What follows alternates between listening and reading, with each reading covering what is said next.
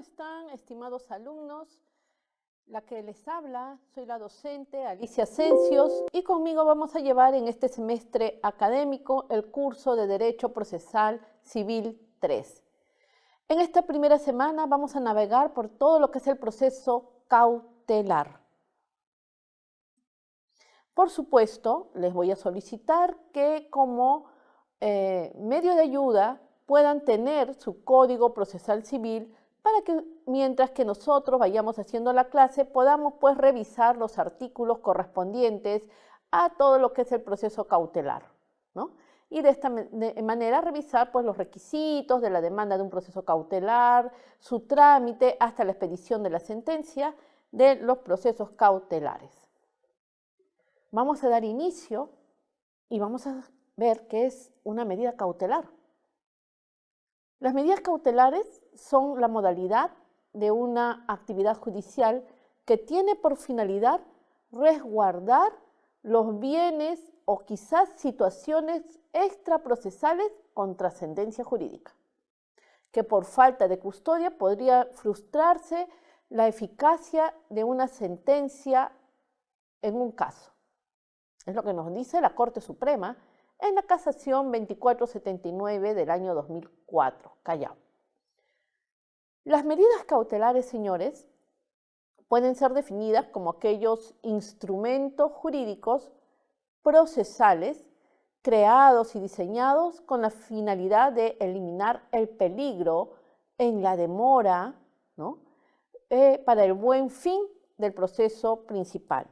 Muchas veces la demora que pueda obtenerse por el proceso, por los plazos procesales, puede hacer que se pierda quizás el derecho del solicitante. Entonces, esa es una medida cautelar, pero debemos ir a un proceso cautelar para poder custodiar este bien quizás. Este proceso cautelar es de naturaleza civil. La finalidad está destinada a garantizar la eficacia de una decisión jurisdiccional firme emergente, de un proceso de cognición, de un proceso ejecutivo, incluso de un proceso no contencioso, en aplicación del principio de universalidad de aplicación. Vamos a poner un ejemplo. Una persona me debe dinero, entonces yo lo voy a demandar por falta de pago. Pero hasta que me admitan la demanda, hasta que el juez revise, hasta que le notifiquen a la otra parte, hasta que la otra parte conteste, ¿no? Esta persona puede deshacerse del único bien que quizás tenga, con lo cual yo voy a garantizar me devuelve el dinero que no me ha pagado. Por ejemplo, puede tener un vehículo, puede tener una camioneta que puede valer como $30.000. Entonces, ¿qué debo hacer? ¿No? Yo debo presentar quizás mi demanda y una medida cautelar fuera del proceso para asegurar que el bien sea preservado hasta que el juez dé la resolución final, que vendría a ser la sentencia de mi pedido, de mi demanda, hasta que yo logre una tutela procesal efectiva, ¿no? Entonces, de esta manera voy a asegurar el bien, el único bien que quizás tenga, y de esa manera yo pueda, ¿no?, cobrar el dinero que me está debiendo. Entre las causas para interponer una medida cautelar en un proceso cautelar surge de la insuficiencia quizás del órgano jurisdiccional, de garantizar en todo caso pues que la sentencia que va a amparar, que la demanda que va a revisar el juez, ¿no?, tenga las pretensiones correspondientes, de acuerdo a la ley, los requisitos y por supuesto va a transcurrir un tiempo que es necesario para llevar a cabo todos los actos procesales que garanticen el debido proceso entre las partes. Pero mientras tanto, quizás el bien que yo necesito para garantizar mi pretensión pueda perderse, ¿no?, por cuestiones de tiempo. La finalidad, según el jurista Giovanni Priori, nos dice que la consagración del instituto de las medidas cautelares tiene por finalidad garantizar que el tiempo que toma el proceso no termine por perjudicar al titular de la situación jurídica de ventaja, que se ve en la necesidad de acudir al proceso para protegerla. Es decir, irnos a un proceso cautelar para proteger nuestros derechos. Las características de un proceso o de una medida cautelar es que esta es instrumental, es variable, es provisional. Es decir, se puede variar, ¿no?, en el tiempo. Quizás yo interponga la medida cautelar, pero termino con la sentencia de la demanda y no me dan la razón, entonces se revertirá y regresará pues al titular del bien. O viceversa, lo contrario, ¿no? Yo aseguro el bien, gano mi demanda con una sentencia que quede firme a mi favor, entonces, bueno, pues el bien pasará para mi peculio. Es provisional porque esto demora solamente un tiempo determinado, ¿no?, mientras que dure el proceso o parte del proceso. Es instrumental porque tenemos que probarla. El artículo 212 nos dice cuáles son las características, ¿no?, que toda medida cautelar importa un prejuzgamiento, es decir, antes que se dé la resolución final, vamos a prejuzgar para proteger. Es provisoria porque vamos a proveer de que no se pueda desmedrar el bien, instrumental porque tenemos que probarla con documentos, y variable porque esta va a variar en el tiempo, ¿no?, como puede darnos, como no puede dar, y si perdemos pues se tendrá que entregar. ¿Cuándo es instrumental? El carácter instrumental de la medida recae en que nace al servicio del proceso definitivo. Está siempre subordinada a un fallo definitivo, o sea, al fallo que da el juez, aun cuando preceda al proceso, es decir, fuera del proceso, no con el proceso. Podemos interponer una demanda dentro del proceso o también fuera del proceso. Se orienta más que actuar el derecho a conseguir o asegurar la eficacia práctica de la sentencia. Más que hacer justicia, contribuye a garantizar el eficaz funcionamiento de esta. Ahora, ¿cuándo la consideramos variable? Nuestro Código Procesal Civil, por supuesto, refiere que esta variabilidad es una de las características de toda medida cautelar. Antes que variabilidad, es mejor hablar de sujeción a la cláusula rebus sic stantibus, que es una variabilidad que es consecuente, responde a un aspecto más trascendente, ¿no?, a una resolución, porque esta puede ir variando en el tiempo. Yo puedo quizás interponer mi demanda, y yo estoy segura que esta persona tiene un único bien que es su casa, pero de pronto, ¿no?, me entero que esta persona la está vendiendo, incluso se acaba de comprar pasajes para irse al extranjero. Entonces, yo puedo interponer una medida cautelar dentro del proceso para evitar que esta persona desmedre el bien, ¿no? Y una vez que ya se dé la sentencia, esta puede ser levantada y ya dispondrá el juez en la sentencia. El juez puede denegar o puede conceder esta medida cautelar, ¿no? Para eso tendrá que revisar pues, la demanda de la medida cautelar, si reúne los requisitos de fondo y de forma, y si realmente la pretensión que se tiene se va a poder dar, si existe realmente ese peligro en la demora que hace que se otorgue esta medida cautelar, ¿no?, para que no pueda desaparecer el bien. Y por último, es provisoria porque otra de las características que tiene la medida cautelar es provisoria, es decir, porque va a tener una duración que se va a limitar en un cierto tiempo, ¿no? La medida cautelar no va a durar eternamente, la medida cautelar va a durar un cierto tiempo, mientras que se resuelva la causa principal por la cual se demandó. Una vez emitida la sentencia, desaparece automáticamente la medida cautelar. En otras palabras, se cancela. Aquel que interpone una medida cautelar debe ofrecer una contracautela para así amparar, ¿no?, la demanda desde su inicio hasta la ejecución final. Hace un momento hemos dicho que muchas veces las medidas cautelares se interponen por el peligro que existe en la demora en un proceso y que este proceso, al cumplir con los plazos, con las reglas, con los documentos, con las audiencias que se deban presentar, pues va a durar un plazo prudencial. Entonces, este peligro en la demora no solamente es por el tiempo, sino también por los gastos judiciales.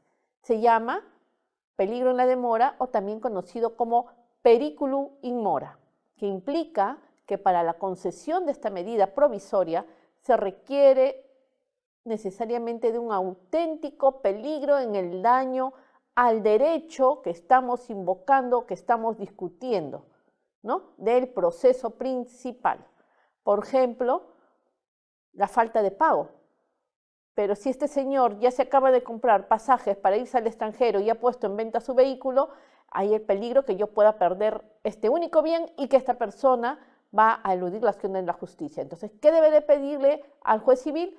¿No? Por el periculum in mora, o sea, por el peligro en la demora hasta que me den la resolución final, una medida cautelar. De esa manera voy a asegurar el bien hasta que el juez disponga en la resolución final, que es la sentencia, cómo va a resolver. ¿Quién es el juez competente para ver las medidas cautelares? El juez para dictar una medida cautelar es aquel que se encuentra habilitado para conocer de las pretensiones de la demanda. El juez puede, a pedido de la parte, dictar la medida cautelar antes de iniciarse el proceso o dentro del proceso, salvo pues disposición de la misma norma procesal, ¿no?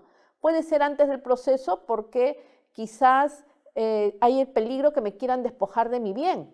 Entonces yo puedo presentar un interdicto de retener como medida cautelar y después pues ya veré un incumplimiento de contrato, qué sé yo, ¿no? El proceso principal quizás. Pero yo he invertido en ese bien, yo he estado pagando y ahora esta persona pues me quiere sacar de mi predio. Entonces yo podré interponer una medida cautelar fuera del proceso, o sea, antes de iniciar el proceso principal, y esto sería un interdicto de retener, por ejemplo, ¿no? Y de ahí iniciaré pues mi proceso civil como corresponde. Ante quizás el mismo juez, y esta medida cautelar va a estar vigente, su resolución, y si es favorable a mi persona, estará vigente hasta que se resuelva el proceso principal. Una vez que el proceso principal sea resuelto, esta medida cautelar desaparece. El mismo juez que conoció mi causa deberá seguir conociendo el proceso. Pero ¿qué ocurre cuando este juez va a ser impedido porque la otra parte lo recusa o él mismo se excusa o se abstiene de conocer la causa? Entonces pasará a otro juez. El que pide una medida cautelar debe tener en cuenta los siguientes requisitos. Primero, exponer los fundamentos de la pretensión cautelar, el peligro en la demora, periculum in mora. Señalar la forma en que ésta debe realizarse. Indicar, si fuera el caso, los bienes sobre los cuales debe recaer esta medida. Y el monto, por supuesto, de la afectación.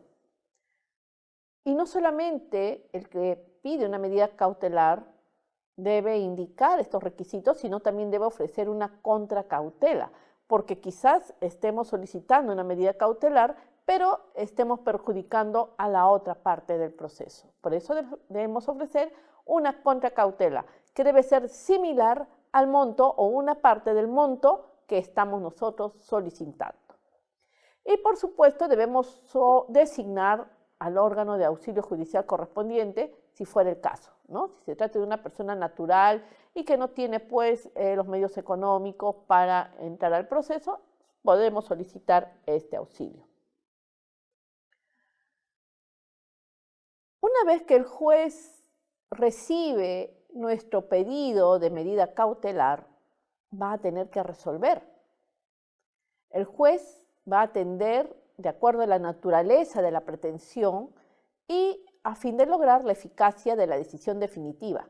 Va a dictar la medida cautelar en la forma que va a ser solicitada y que debe ser adecuada. El juez, ¿qué va a apreciar? La verisimilitud del derecho invocado, o sea que si es cierto lo que estoy invocando. Si digo que la persona ya se compró los pasajes, yo puedo haber sacado esta copia de los pasajes y presentárselo al juez. Y no solamente eso, decirle también que esta persona ha puesto en venta el vehículo y, por ejemplo, en el diario de mayor circulación, El Comercio, República, qué sé yo, el fin de semana, aparece pues ahí el vehículo con la placa de rodaje, color, a quién le pertenece, teléfono, dirección, donde se puede ir a ver el vehículo para adquirirlo, ¿no? Que se ha puesto en venta. Entonces es verosímil lo que yo estoy pidiendo porque esta persona va a desaparecer el único bien que tiene con el cual me puede garantizar el pago de la deuda que tiene conmigo. La necesidad de la emisión de una decisión preventiva por constituir peligro en la demora, ¿no?, del proceso o por cualquier razón justificable.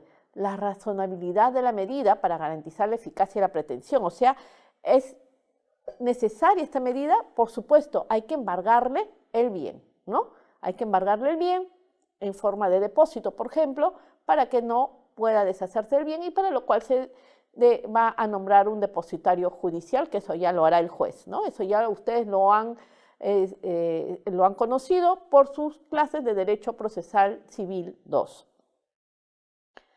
La medida dictada solo va a afectar a los bienes y derechos de las partes vinculadas por la relación material o de sus sucesores en el ser del caso. La resolución precisa la forma, la naturaleza y los alcances de esta contracautela. La decisión que ampara o rechaza la medida cautelar debe estar debidamente motivada por el juez bajo sanción de nulidad. Debe indicar por qué motivos está amparando el pedido de la parte o la rechaza. Por supuesto que esta decisión, si no le conviene a la parte demandante, podrá apelarla, es decir, interponer recurso impugnatorio.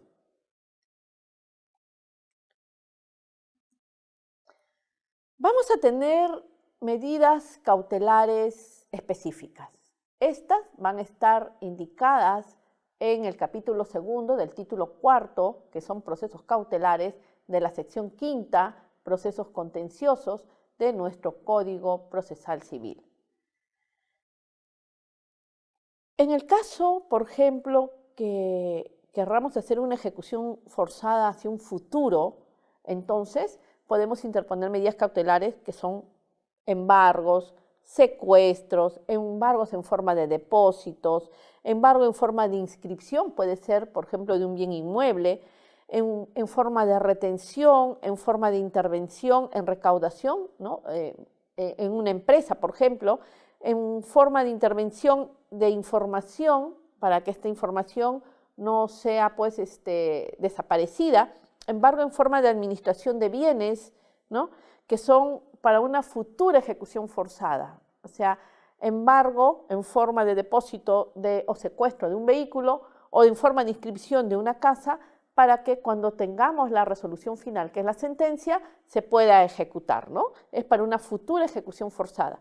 Y para medidas temporales, podemos decir una asignación anticipada de alimentos. Los menores, mientras que dure el proceso, no pueden estar sin alimentarse, sin las condiciones básicas de alimentación, ¿no? Entonces se le da una asignación anticipada de alimentos hasta que salga la resolución final, por ejemplo. Estas son medidas temporales de fondo, ¿no?, sobre el fondo.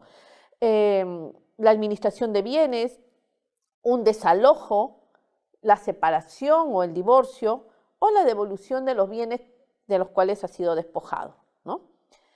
Dentro de las medidas innovativas vamos a encontrar la interdicción, la cautela, el abuso de derecho, el derecho a la intimidad, a la imagen, a la voz, y dentro de las medidas de no innovar, la prohibición de innovar, ¿no? Estas serían las medidas cautelares más conocidas y usadas en nuestra legislación procesal civil. Y con eso, señores, culminamos nuestra primera entrega, nuestra primera semana, nuestra primera clase del curso de Derecho Procesal Civil 3.